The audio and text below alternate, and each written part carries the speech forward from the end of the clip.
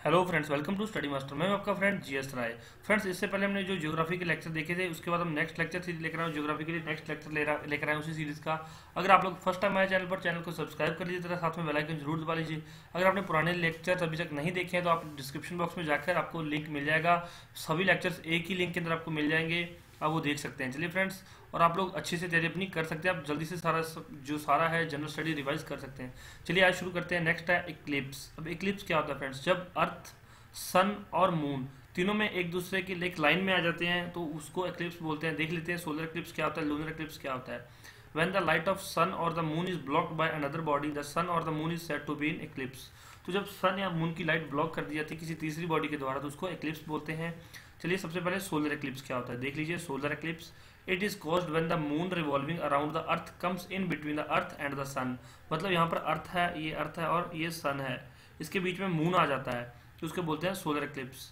Thus, the making a part of whole of sun invisible from particular part of earth. Thus, the eclipse of can be partial or partial और complete। तो इसको solar Eclipse क्या बोलते हैं? जब अर्थ के और सन के बीच में मून आ जाता है उसको बोलते हैं सोलर इक्लिप्स। नेक्स्ट होता है लूनर एक्लिप्स। लूनर एक्लिप्स क्या होता है? When the earth comes between the moon and the sun. मतलब जब मून और सन के बीच में अर्थ आ जाती है उसको बोलते हैं लूनर एक्लिप्स। तो आपको ये दोनों एग्जांपल याद रखने, दोनों ये डायग्राम्स याद रखने हैं, इससे आपको याद रखने में आसानी होगी कि सोलर एक्लिप्स क्या होता है और लूनर एक्लिप्स क्या होता है। मून जब बीच में आ जाता है अर्थ के और सन के तो सोलर एक्लिप्स, और जब अर्थ बीच में आ जाती है तो लूनर एक्लिप्स। तो याद रख लीजिए, इंपॉर्टेंट है ये। और जिन्होंने अब तक चैनल को सब्सक्राइब नहीं किया, चैनल को सब्सक्राइब कर लीजिए, साथ में बेल आइकन जरूर दबाएं ताकि नई आने वाली वीडियोस की अपडेट आपको मिलती रहे। करंट अफेयर के लेक्चर्स डेली अपलोड हो रहे हैं, आप लोग देख सकते हैं। नेक्स्ट है friends rocks. Rocks are made up of individual substances called minerals, found mostly in solid state. Rocks are classified into three major। अब फ्रेंड्स रॉक्स होते क्या हैं? ये सब्सटेंसेस होते हैं जो कि मिनरल्स की फॉर्म में मिलते हैं, सॉलिड स्टेट में मिलते हैं। ये तीन तरह के होते हैं, इग्निशियस रॉक्स, सेडिमेंट्री रॉक्स और मेटामॉर्फिक रॉक्स। इग्निशियस रॉक्स कौन से होते हैं देख लीजिए।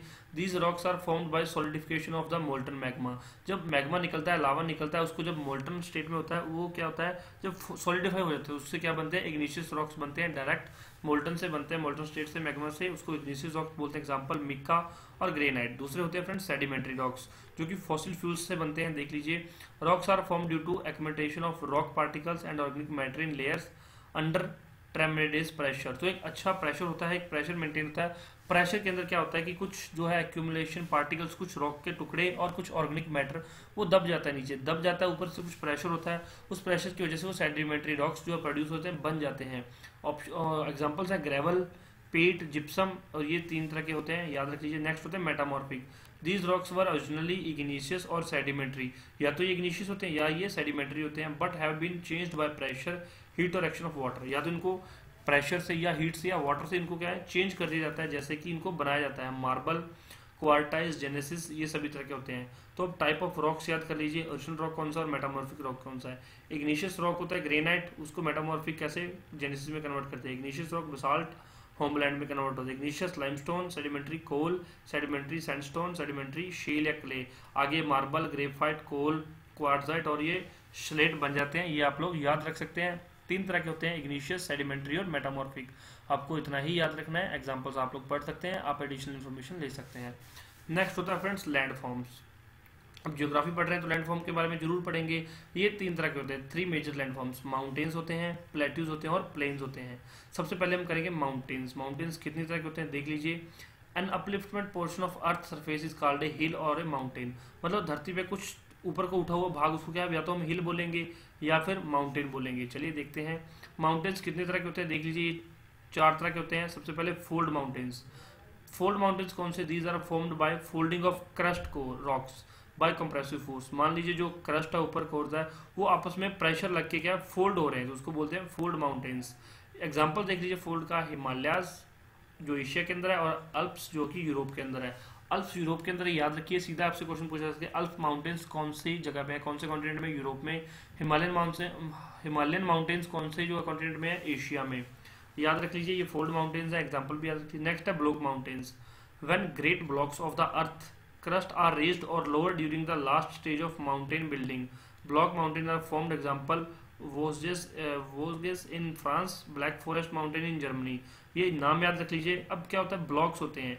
प्रेशर लगा या तो ब्लॉक्स ऊपर उठ गए ब्लॉक, या फिर नीचे दब गए। नीचे दब गए तो भी फ्रेंड्स जो मान लो नीचे दबाया तो उसके साथ वाला पार्ट ऊपर उठा रह जाएगा, ये माउंटेन बन जाएगा।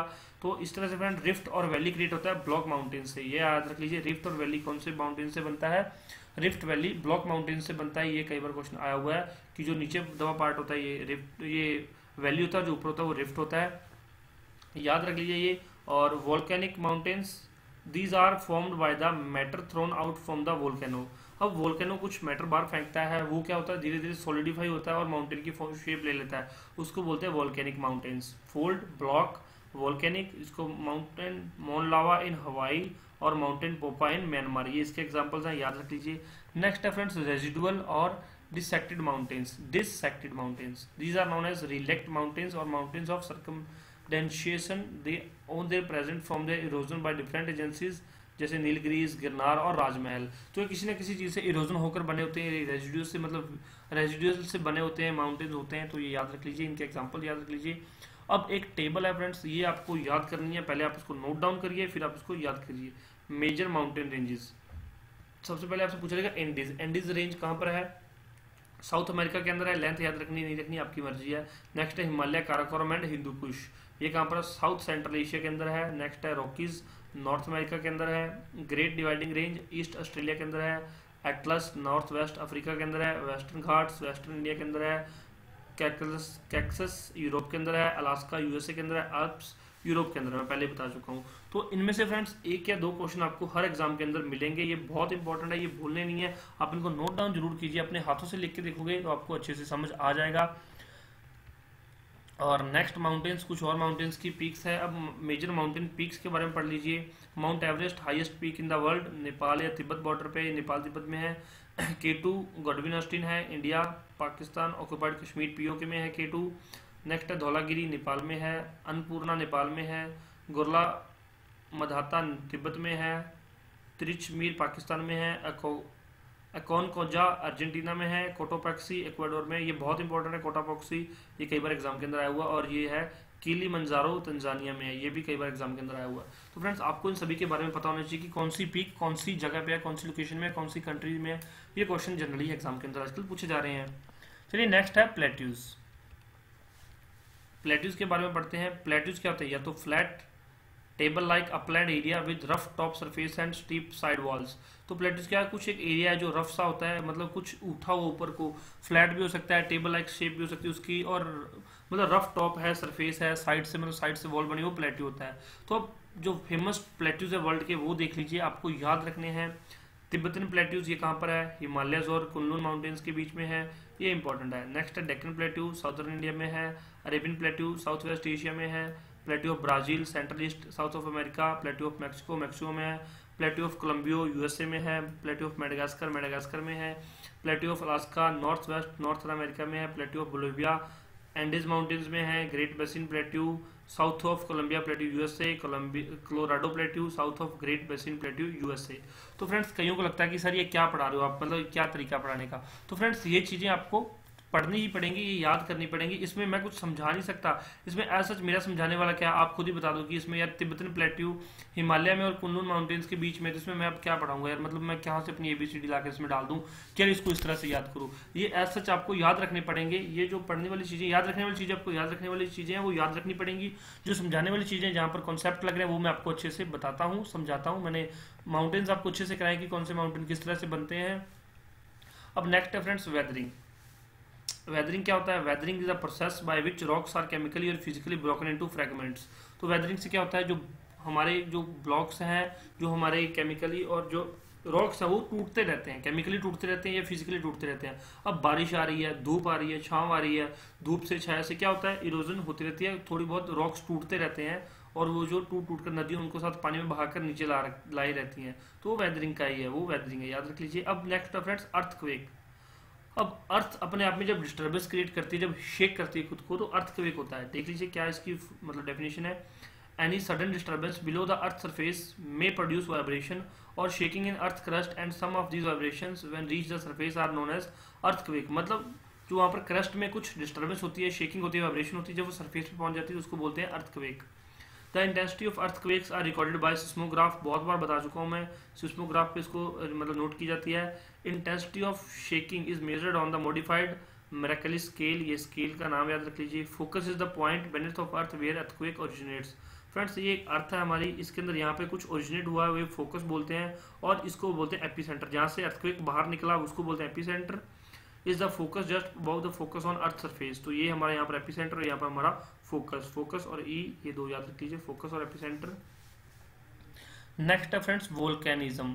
वोल्केनिज्म होता क्या है? Sudden eruption of hot magma. अब हॉट मैग्मा सडन इरप्ट कर रहा है, मोल्टन रॉक बाहर आ रहे हैं, gases ash and other material from inside earth, it's called volcanism. मतलब कुछ धरती से बाहर निकल रहा है उसको बोलते हैं वोल्केनिज्म बोलते हैं। टाइप्स ऑफ वोल्केनोज कितने तरह के होते हैं? एक्टिव वोल्केनोज जो अभी एक्टिव हैं, जिनमें से अभी भी मतलब वो अभी जो है सॉरी जिनमें से अभी भी मैग्मा निकल रहा है, जिनमें से हॉट मैग्मा निकल रहा है बाहर में। इरप्ट्स फ्रिक्वेंटली, जो नाम याद रखिए, मोना लोआ हवाई के अंदर है, इटना स्किल्स के अंदर है, ये नाम देख लीजिए इटली के अंदर है, और मेडिटेरियन सी में, ये नाम पढ़ लीजिए, ये अभी एक्टिव वोल्केनोज हैं, active वोल्के।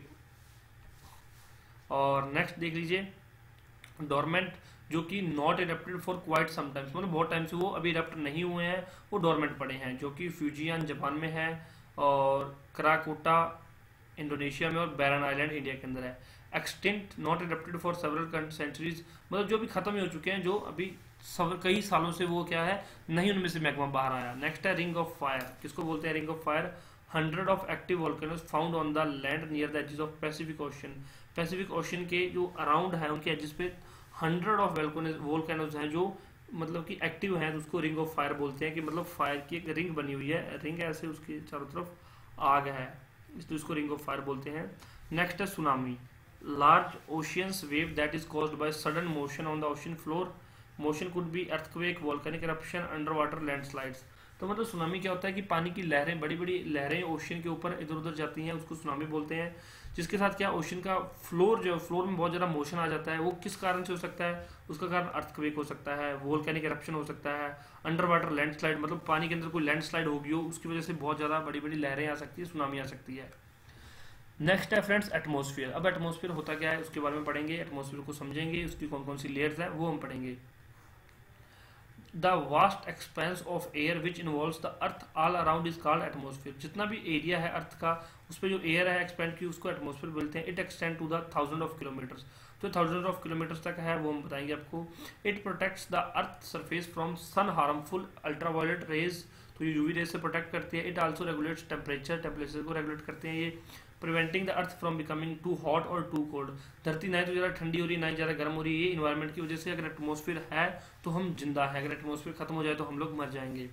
The major constitution of air, तो एयर में कौन कौन सी चीज़ें? सबसे ज़्यादा नाइट्रोजन 78%, आप छोटी क्लासों से पढ़ते आ रहे हैं, 5वीं क्लास से शुरू कर दिया था। Oxygen 21%, argon 0.93% and carbon dioxide 0.003%, तो ये आप याद रख लीजिए। Besides water vapour, dust particle, smoke, salt and other impurities are present in air in varying quantity, तो इन सब चीज़ों के अलावा मतलब कुछ और इम्प्योरिटीज हैं जो वेरिंग क्वांटिटी में एटमॉस्फेयर में प्रेजेंट हैं। अभी कुछ मतलब स्ट्रक्चर है एयर का, ये आप देख लीजिए कौन कौन सी लेयर्स हैं एटमॉस्फेयर में, वो इंपॉर्टेंट है। कितनी इनकी हाइट है और क्या इनके फीचर्स हैं, याद रखिए। ये टेबल बहुत इंपॉर्टेंट है, टेबल आपको 1 या 2 नंबर दिलवा सकता है। सबसे पहले ट्रोपोस्फियर 0 से 18 किलोमीटर की हाइट है।